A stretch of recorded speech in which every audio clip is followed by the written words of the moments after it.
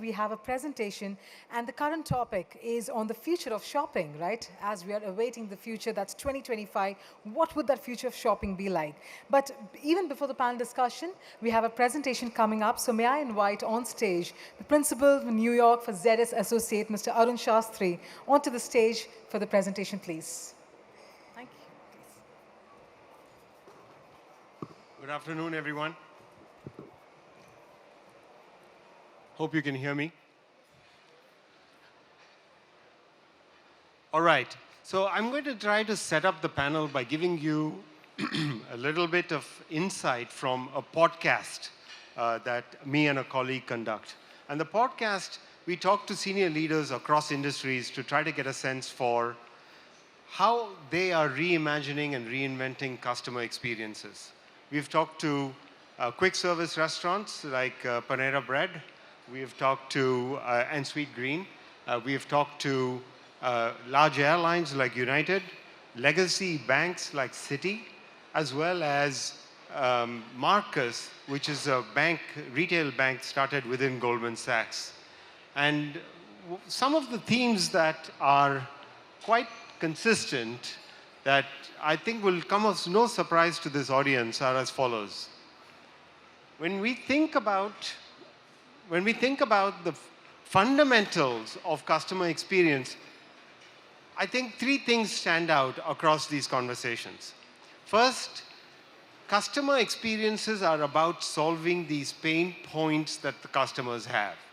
Okay, whatever those pain points are, let's focus on them and let's try to find a way to address them. Second, every interaction that you have with a customer is an opportunity for you to be able to add value. So keep those interactions simple, keep them transparent, but find ways to engage the customer in every interaction. And the third is that, perhaps the third one is nobody does it better than Airbnb, is that actually the customer experience is made up of a sum of many parts. Journey, okay, so I use Airbnb for lots of different reasons at different times. So does the host who represents this property, and all of these actually come together in some meaningful way. So you have to stitch together several parts of the journey in order for things to come together. I think these three are common tenets, I think, across all the folks that we've spoken to so far. Second, a common theme is that increasingly people are using digital. We've heard that quite a bit today as well. And digital actually is an opportunity for organizations to build trust. First, digital empowers the customer. It puts them in charge. Okay, I can control my shopping experience in more ways than I did if I didn't use digital. Second, it increases the scope of your interactions with your customer. And no matter what industry you're in, that's absolutely the case. Third, you do have greater control of your channel, and you have an ability to actually reduce the cost if you use digital channels. And then last but not least, very important, digital actually creates data. And this data then can be mined to actually engage the customer even more. So this is some themes that we've heard on a consistent basis from all the leaders that we've spoken to in our podcast.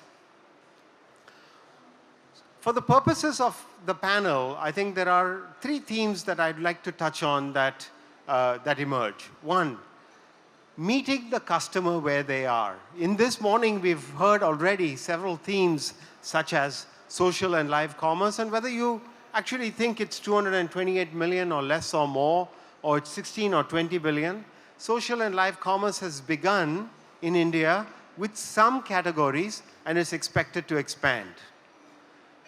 Also, metaverse. I know that an earlier speaker had a $5 trillion number there. I think that 5 trillion may be an overreach. Worldwide e-commerce is roughly in the $2 trillion mark at the end of 2021.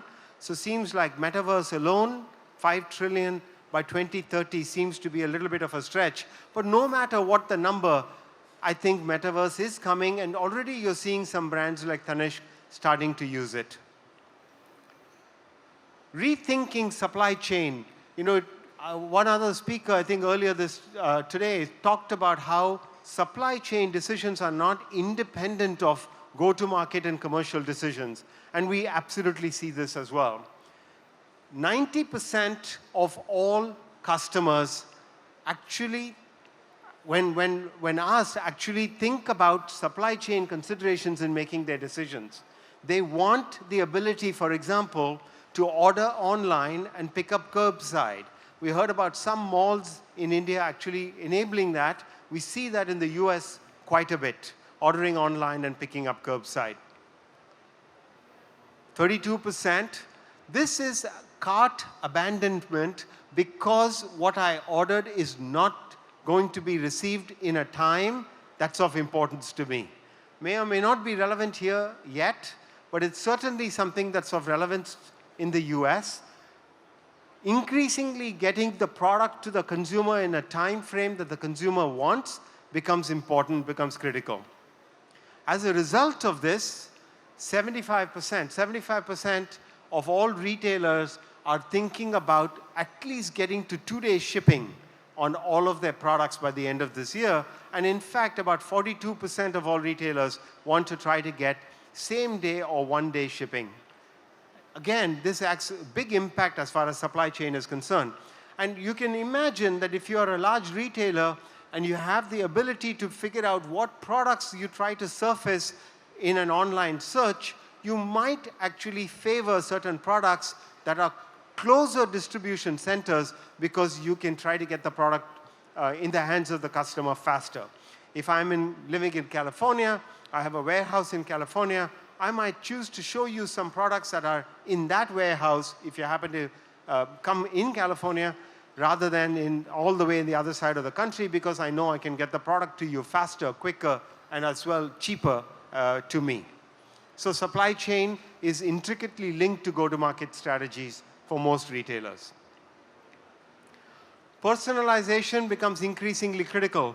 One thing about personalization is that, I think previously we used to think we had to think big about personalization, and somehow the energy was about setting up the databases and the data lake and the algorithms and the engine and how am I going to surface this.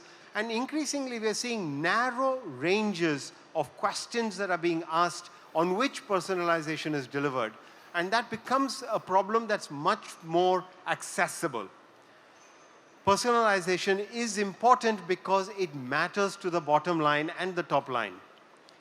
50% of all retailers report that, in fact, repeat purchases are enhanced if you personalize your offer to the customer.